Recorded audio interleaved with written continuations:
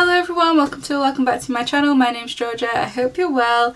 Welcome to this week's reading vlog. If you hadn't seen last week's video yet, I have created a summer TBR list that I would like to get to this year, but we are already heading towards the end of July and I haven't started reading them yet. So I figured it's about time we crack on with that. So in today's video, we're going to pick 3 books. I'm just going to mood read my way through my TBR for summer. So I have already chosen my first book. I would like to start with Mr. Wrong Number by Lynn Painter. This is the first book in the Mr. Wrong Number series by this author. The second book is The Love Wager, and I did read that about 2 years ago. I think it was like July 2024, and I absolutely loved The Love Wager, so I'm really hoping to enjoy this one as well. So in this one we're following Olivia and Colin, which I'm pretty sure Olivia is the sister of Jack, which is the main character from book 2, and Colin is Jack's roommate. So we do meet Jack in this book, I think. But I'm hoping that it's not going to really matter that I've read these out of order. I'm sure it'll be absolutely fine. But Lynn Painter is like the queen of summer rom-coms, so I'm really hoping to enjoy this one as much as I enjoyed The Love Wager. So I will read you the back and then we're just going to jump straight in because I want to crack on with these summer romances. So, bad luck has always followed Olivia Marshall, but when a "what are you wearing" text from a random number turns into the hottest, most entertaining relationship of her life, she thinks things might be looking up. Colin Beck has always seen Olivia as his flatmate's annoying little sister, until she moves in with them and he realises she's turned into an altogether sexier distraction. He's determined to keep his distance, but it isn't easy, especially when he discovers she's the flirty, funny and anonymous girl he's been secretly messaging for weeks. Now Mr. Wrong Number has a decision to make. Should he shut down the messages before things get messy or turn up the heat? I am genuinely so excited about this one. It sounds like so much fun. So we've got best friend's little sister, we've got this sort of hidden identity situation for at least a good chunk of the book, and then we're obviously going to have the fallout of it being his best friend's sugar sister. So I cannot wait to give this one a go. Like I say, I absolutely loved book 2. I loved the writing style, the banter, the setup and things, so I'm really hoping to love this book as much. It's looking like the perfect reading weather. We've got glorious sunshine, so let's just get straight out in the garden and sit and read this book. Let's go. So I'm here to give you a bit of an update on Mr. Wrong Number by Lynn Painter. So I'm on chapter 14, which is page 194, so I'm a good chunk of the way through this now. I'd say about 60%. And do you know what? I'm really enjoying this so far. So I read that 60% literally in one sitting today. I am having a lot of fun. It's super easy, flirty, banter-filled rom-com. I feel like Lynn Painter just writes the best rom-coms. Like, they're just so entertaining and so easy to get lost in. So in this one, we're following our main female character, Olivia. Now, Olivia is going about her day when she gets this random text message from an unknown number just saying, "What are you wearing?" And it sort of goes from there. So we've got this back and forth text communication between our main character Olivia and this unknown number. Olivia's life has just sort of fallen apart. Her flat's burnt down, her boyfriend broke up with her, told her that he maybe never even loved her, and she's going through this awful heartbreak alongside the trauma of her flat burning down, and has actually moved back home and is living in her brother's flat with his housemate or flatmate. Now that flatmate is Colin, so it's her brother's best friend. They've known each other a very long time. They've got this really weird sort of, not nasty, but they are constantly giving each other grief and things, and they really don't get on. They argue all the time, and it actually turns out that the mysterious message is from this flatmate Colin. We're following Olivia and Colin as they're going through sort of day-to-day life of living in the same house and like that constant bickering and back and forth, and then we're also following Olivia and Colin messaging each other and getting like flirty and stuff over text message, not knowing who the other person is, and we're following that sort of unfolding. Now one of our characters has now figured out who this mysterious person that they're texting is, and we're following the sort of fallout of that and them trying to navigate how to go about that, and if they should be telling them, if they shouldn't tell them, if they just want to, you know, let it slide under the rug and just pretend that it's not, and they're trying to like ghost the other, and we're just following the drama around all of that. And you know what? Don't get me wrong, this book isn't like a masterpiece, but it's just so fun and flirty and easy to get lost in, and I'm absolutely devouring it so far. Like I say, I have done that first 6% within a few hours today. I'm not quite sure how to help you with that. Okay. I don't even know what I said that sounded like her name then. Slightly confused.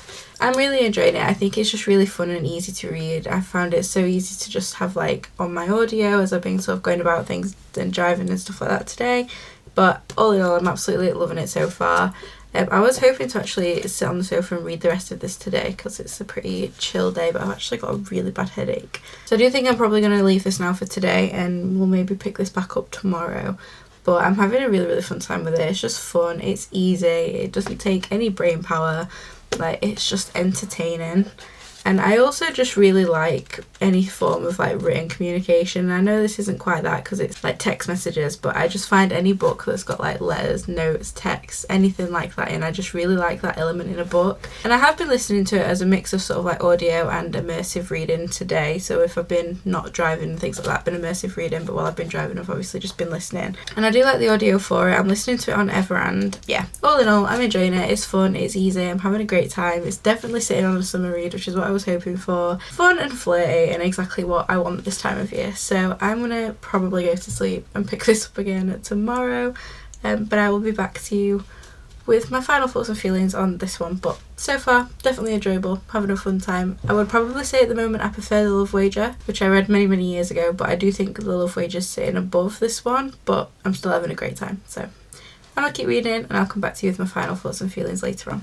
We're going to ignore the state. I've literally just got back from like a 10-mile walk. We've just done like Stanage Edge and all around there. So I am very hot and gross and very badly burnt because, you know, I thought it was just going to be like an hour-long walk, and no. It was a very nice time. We had the best little walk, and I just wanted to jump on and give you guys some updates because I've got quite a bit to update you on. So I have finished Mr. Wrong Number by Lynn Painter, and I think I'm going to settle on a 3-star for this one. I did enjoy it. I had a fun time. I wasn't really attached to the characters. It was just fun and quirky and a bit different, but I did enjoy it. I think I enjoyed The Love Wager a little bit more. I just feel like there's not a lot of like depth to the characters, but equally it was just a really fun rom-com. I don't really have much to report on this for you guys. Like I think the story was funny. I liked the third act conflict. I think that it was entertaining, but yeah, I'm not like mind blown by this book. I do think I preferred The Love Wager, and 3 stars is still a good rating. Like to me, an average book is like 2.5 to 3, so like I enjoyed it. It was fun, nothing mind-blowing, nothing that I think is going to stick with me long term, but definitely a fun summary read, something really easy, bingeable, and like just easy to get lost in. Perfect beach and holiday read in my opinion. Like just sat on your sun lounger, reading away, entertaining, nothing too deep or like too much thought to go into it. So like I said, weren't mind-blown, but definitely still had a fun time with it. That's this book done. I'm really sorry, I feel like that was a really shit sort of like wrap up. I also like when we have a brother's best friend sort of situation where like the brother just isn't a massive dick about it. Like I get for some people it is a massive issue, and like the age gap and the betrayal and all that sort of thing, but like I also quite like when the brother's just sort of like, yeah, whatever. Like I quite like that. I like when the third act conflict is nothing to do with the brother like kicking off and being an arse. So I was happy that we didn't really have that in this. I don't really have much to report on this one, to be honest with you. I had a fun time. It was easy reading. It was definitely entertaining, but I pretty much have nothing else to say on the matter. So that's that one.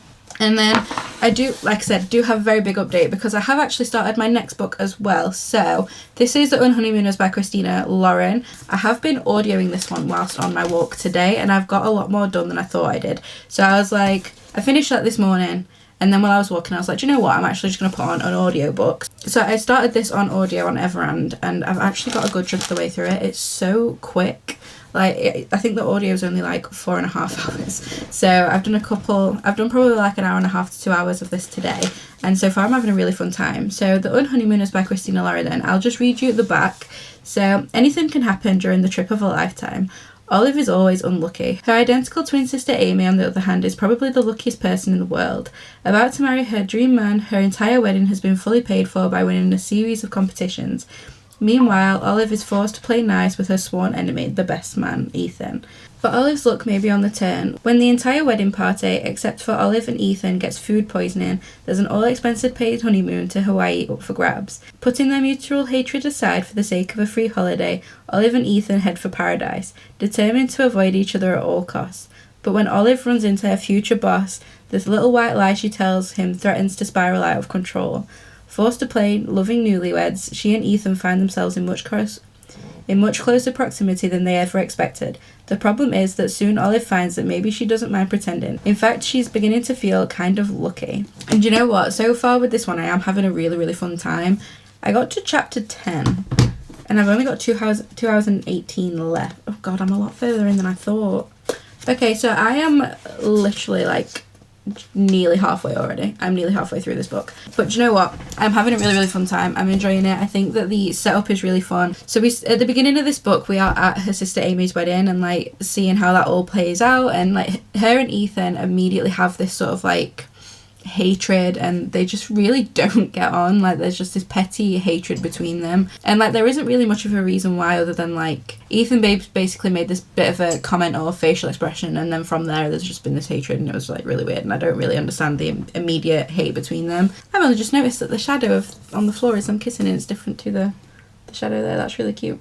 We've been to this wedding, and Olive's allergic to seafood, which is why she doesn't eat at the buffet at the wedding, and Ethan just doesn't eat buffets. He's one of those that just doesn't like buffets and doesn't see why people eat them, and they basically are the only two people then that don't get food poisoning. So then when everyone's really, really poorly, and like their sister and her new husband are like, well, we can't go, they basically convince these two to go, and they're doing all these amazing activities, and they're at a honeymoon in Hawaii, like an all expenses paid trip to Hawaii. Hawaii is literally my dream, so I'm absolutely loving watching them doing all these activities that I would absolutely love to do one day. Like, they're doing all these really fun activities, and you're seeing them sort of start to understand each other better and to have less hatred. Like they're chatting, they realise that actually the other's not as awful as they originally seemed, and like there's just so much banter and fun, and like especially now that they're starting to nearly like each other, you can see them both being like, I'm not supposed to like you, but that was quite funny, and they're both being a bit more like, okay, you're not all bad, and I'm really enjoying that side of it. So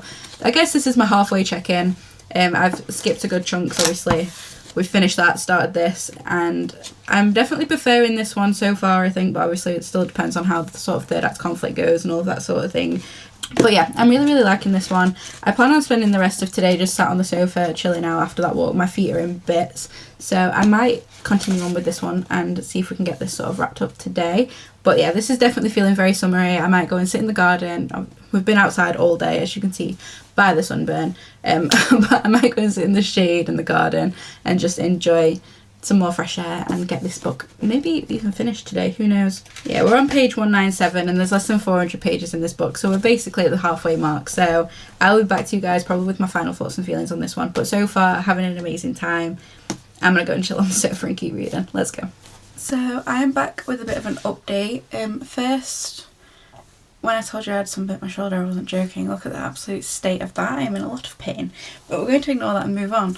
I finished The Honeymooners by Christina Lauren last night, and I just wanted to give you guys a bit of an update. So I really, really enjoyed this one. I think the setup for it was really fun. I liked the best man and maid of honour sort of situation. I loved that they went on their honeymoon, and I liked how that all sort of landed, and the sort of, I obviously didn't enjoy the food poisoning, but I liked how that all sort of played out. I think that was really, really entertaining, and they literally went on like what would be my dream honeymoon. Like if I don't go and hula dance on a beach in Hawaii by the time I'm 30, I'm going to be so pissed at life. So I really enjoyed doing this sort of like fun honeymoon activities and following them on this journey of like enemies to lovers whilst having the most romantic weekend together. I think it was a really entertaining read, so I loved all that side of it. Now I do have a bit of an issue with the third act conflict in this one. I didn't love it, but equally I do kind of understand it. I think that this could have all been resolved and avoided, but obviously third act conflict is what you're going to get, but it was massive miscommunication type thing. Not even necessarily miscommunication, it was like a lack of trust / miscommunication situation. I hate that there was also issues with like her sister as well during that third act conflict, and I feel like it was a big issue, realistic issue in a way I guess, but equally just one that I didn't really enjoy. But I do like how it was handled. I do think he was forgiven quicker than I think I would have forgiven, if I'm completely honest. But yeah, I didn't love the third act conflict, but up until that point I was really, really enjoying this book. But that third act I feel like if that third act conflict wasn't miscommunication and the topic that it was, that I would have rated this a lot higher, but I do think it brought the rating down quite a bit for me. I think without that third act conflict this could have easily settled with around like a 4.5, and I have dropped the rating down to about a 3.75 I think is what I'm going to settle on. Like I said, I loved the book up until that point. I enjoyed the setup, I enjoyed the trip to Hawaii, I enjoyed like sort of the support and all the sort of things that were going on up until that third act conflict, but that third act conflict definitely lowered this rating quite a lot for me. I do still recommend it. I think it is the perfect summer read. It is definitely entertaining, easy reading, and a really easy to get lost in book. I think the topics and the happenings were all really fun, and I think the epilogue for this book was really sweet as well. I liked that everybody sort of had their happy ending, not just the couple. I feel like the other sort of issues that were touched upon also sort of got resolved and had their happy ending moments. So I did really enjoy the ending. It was literally just that third act breakup. I don't like third act breakups, especially when they're miscommunication based as well. I just don't enjoy it. But all in all, still a very fun read. Definitely summer appropriate, definitely that summer vibe, even though it's set in winter. Obviously they're in Hawaii and it just feels very summery. So I do recommend this book. I do think it was definitely fun, easy and entertaining. It's just the third act conflict wasn't really for me. That's this one, and I have already chosen my next read. So the last book that I want to pick up in this video is Summer in the City by Alex Astor. I feel like I have quite high hopes and expectations for this one because I've read from Alex Astor before and really enjoyed her writing. So I've read the Lightlark series by this author. Well, I've read the first 3 books in the Lightlark series by this author. I'm on like the novella one at the moment, and I really enjoy her writing style and I really like the romance in her books, so I'm really hoping to enjoy this one. So this is Alex Astor's romance book. I don't know if this is her first and only romance. I'm really looking forward to it. I do worry that I'm going in with high expectations and that it's not going to live up to the expectation that I'm building, but I do think this is going to be like the perfect summer read. I don't know if I'm just in a bit of like a Mardy mood with books at the moment, but I do feel like I'm being a lot more strict with my ratings. I do think I'm quite a generous rater. I feel like it doesn't take a lot for me to love a book, but I do feel like these last few reads I've definitely been a bit more sort of like strict and picky about things, so we will see. Hopefully this one can sort of redeem itself. So I'll just read you the synopsis for this one and then I'm going to go and get on the sofa and jump straight into it. 27-year-old screenwriter Elle had the chance of a lifetime to write a big-budget movie set in New York City. The only problem, she's had writer's block for months, and her screenplay is due by the end of summer. Desperate for inspiration, Elle returns to New York City, the city she hates, and tries to throw herself into writing. But then she meets her new neighbour, Parker Warren. He's the city's favourite handsome tech billionaire, and he's also the guy Elle hooked up with in the stairwell 2 years ago. When seeing him again turns into a night of hate-fueled writing, Elle realises Parker might just be her twisted muse. So when Parker needs to fake a steady relationship during his company's precarious acquisition, and Elle needs to research a list of classic date spots in the city for her screenplay, they suddenly find they might be exactly what the other needs. Summer always ends, and so will this agreement. It's all pretend, promise, until it isn't. I really love a fake dating situation anyway. Obviously we had a bit of a fake dating trope in the last one. I think it's going to be really fun in this one as well, especially since we've got that sort of like celebrity lifestyle thing as well. I mean, I don't know if Elle is technically like a celebrity or not, but it definitely sounds like Parker is, so I feel like this is going to be a very fun one. I can't wait to sort of go on a tour around New York City and to sort of check out all the dating spots and to have that fun element and that fake dating high society sort of situation. So I'm gonna go and get cozy on the sofa and we're gonna jump straight into this one. And yeah, I do think I can get this on audio as well, so I might do a bit of a mix of both, but I do quite like the font and things, so I'm probably gonna physically read this. But let's just go and jump straight in. I'm so excited to give this one a go. Let's go. So I'm back with a check-in for Summer in the City by Alex Astor. I'm on chapter 18, which is page 166.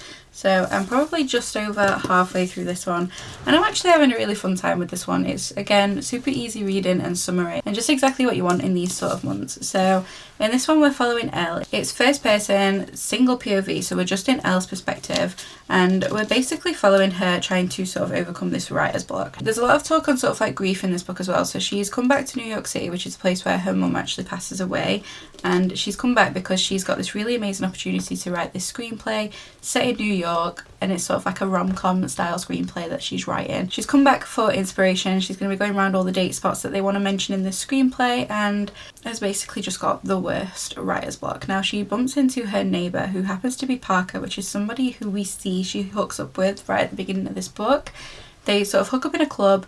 It ends really badly. After bumping into each other again and finding out that he is now her new neighbour, she then basically ends up going home and having this really good sort of like writing session, and it all sorts of fuels her writing. All this anger that she's been holding for the past 2 years is all fueling her writing, and they basically end up striking a bit of a deal because Parker needs sort of like this fake girlfriend, fake sort of situation to take heat off of all the business side of things. So if people see that he has been seen regularly with the same person, it'll take some heat off of the business. She'll pretend to be his girlfriend and go to these events with him and take the heat off him and sort of ease that, and she'll keep using him to sort of fuel her writing, and they'll go to these date spots together, and they're both sort of getting a bit of something out of this deal.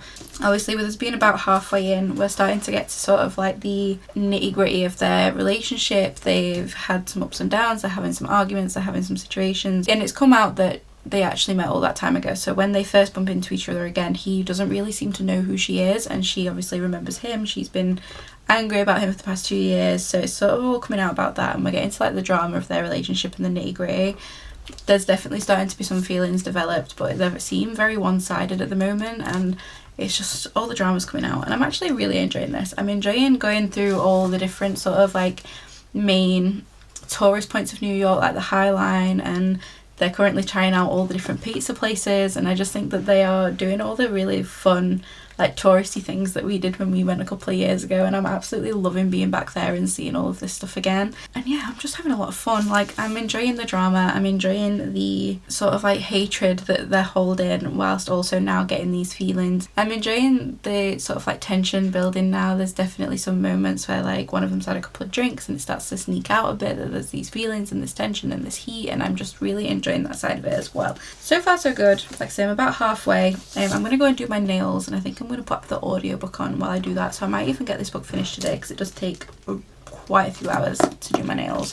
So I'm going to go set up my nails off on the table, and I'm hopefully going to get this book finished. I'd like to finish this weekend because we've got a very, very busy weekend ahead, and I don't think I'm going to get much more chance to pick this up, so I'm really hoping to get this done either tonight or tomorrow. I'm going to go do my nails, and we're going to go and hopefully finish this here book. Let's go. I have just finished Summer in the City by Alex Astor, and I'm here to just give you my sort of final thoughts and feelings on this one. And you know what? I did enjoy this. I think this one, again, was a perfect, fun, summery read. I loved the tropes in this. I loved how down bad our main male character Parker is, especially from the second half and the ending of this book. Like, he definitely gets there before she does. He definitely has the feelings, has the emotions, has the like connection and attraction before she's ready to sort of admit it and acknowledge it. I think the third act conflict in this one is definitely an interesting one. I think that the sort of take we have on that and her thoughts around money and big gestures and like how she takes his behaviour is a really interesting take on it, and something I've not really read much of. Obviously our main male character is a billionaire, he runs a tech firm, like he is very wealthy, and she hates when he does anything that involves his money, and like she gets really frustrated and really like angry about it, and it's a big problem and a big part of their third act conflict. The main sort of third act conflict in this one did massively catch me off guard as well, because like everything's going so well and it's all so cute and so heartfelt, and then it just sort of flips 180, and then that's actually the third act conflict. I thought the thing that happened before that was going to be the main sort of issue in this book, so I wasn't really expecting that second sort of twist and that second problem, if that makes any sense.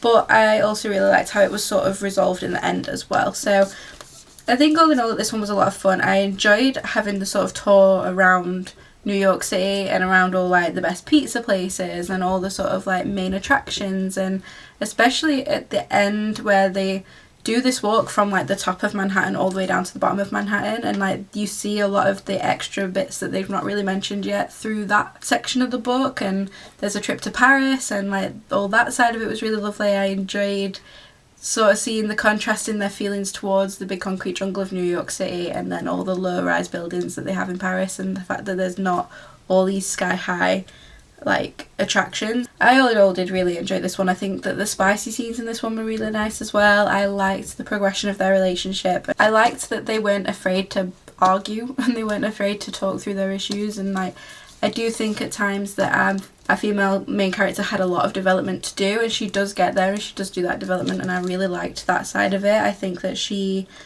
I don't want to say like overreacted, but I think that like a lot of this could have been resolved with a conversation and like a grown-up conversation, I guess. We do have a third act breakup in this one. I'm not usually a massive fan of a third act breakup, but I didn't mind this one. Don't get me wrong, I'd rather there not be a third act breakup, but this one was okay as far as third act breakups go. It was definitely a nice, entertaining summer romance read though, so that's exactly what I wanted, and that is what we got here. So I'm not entirely sure what I want to rate this one. I'm thinking similar to The Honeymooners, to be completely honest with you. I'm thinking like 3.75, 4. I'm probably going to mark it as a 4-star read on Goodreads, but I do think this is probably more of like a 3.75 again. So I think I'm going to settle on 3.75. I think that's what I'm going to set with for this one. I really enjoyed reading romance from Alex Astor. I enjoyed reading from her like first person perspective books. So the whole Lightlock series is all third person, and that's what I'm sort of used to with her. I much prefer a first person perspective, so I really enjoyed that side of it in here, and I think that her romance spicy reads were really fun. I'm going to settle on a 3.75 for this one, I think. So there we have it. That is 3 books ticked off my summer TBR. I have had a very enjoyable reading week. I think it's really fun to just read these like fun, quirky romance books, especially the summery vibe ones. Like I've said previously, like summer is the perfect sort of reading time. I think there's nothing better than staying in the sun at a park, in the garden, at the beach, and just reading a very fun, quirky little romance. I think it's just the perfect setup, the perfect vibe. I absolutely love it. I feel like I do my best reading in the summer months. All I want to do is just chill out with a book and read and just spend time outside, and that's exactly what I've been doing with these books, and it's just been the most fun. That is everything for today's video. If you enjoyed it, don't forget to like, comment, subscribe, all that fun stuff. And as always, my social media, my Amazon, my Goodreads, my business email, and also my Fable are all in the description bar down below. Thank you so much for being here. I really hope you're well, and I hope to see you in the next one. Take care. Bye.